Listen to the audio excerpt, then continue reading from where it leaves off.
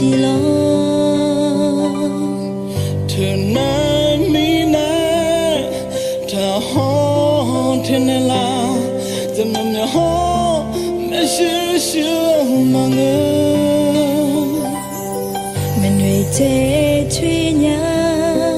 nó ơ nữ gan mà gà gan à đi ngơ lối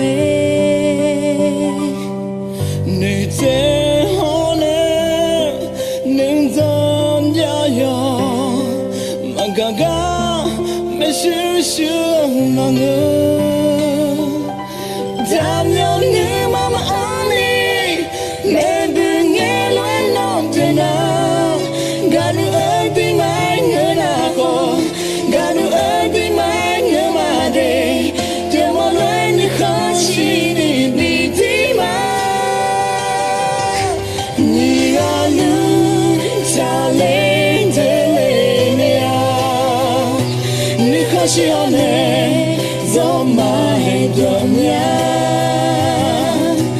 thì có lối để đã lên mà nó thì đâu gì mi mà tha go ima mà thầm mà thế lên nhà thế to be your day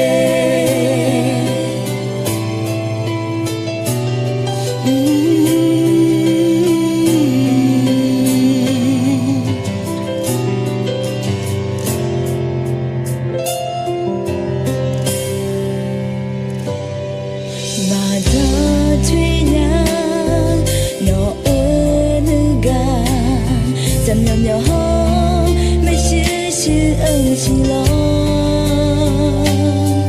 thường nay mi nay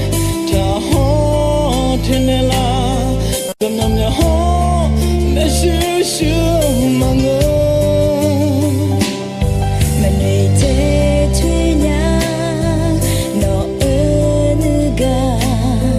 mà gà gan à đi ngơ lối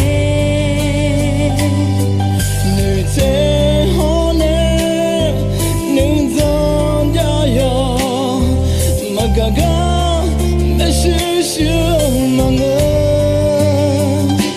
dám nhau như mama ani mẹ đừng nghe lời nói thế nào gà nữ ơi tim anh nhớ đã có gà nữ ơi tim anh nhớ mà đây nên sẽ ho nên na nó nên tim anh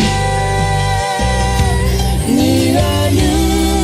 cha lên thế lên nhà nếu không chỉ on hè gió mà đường nhà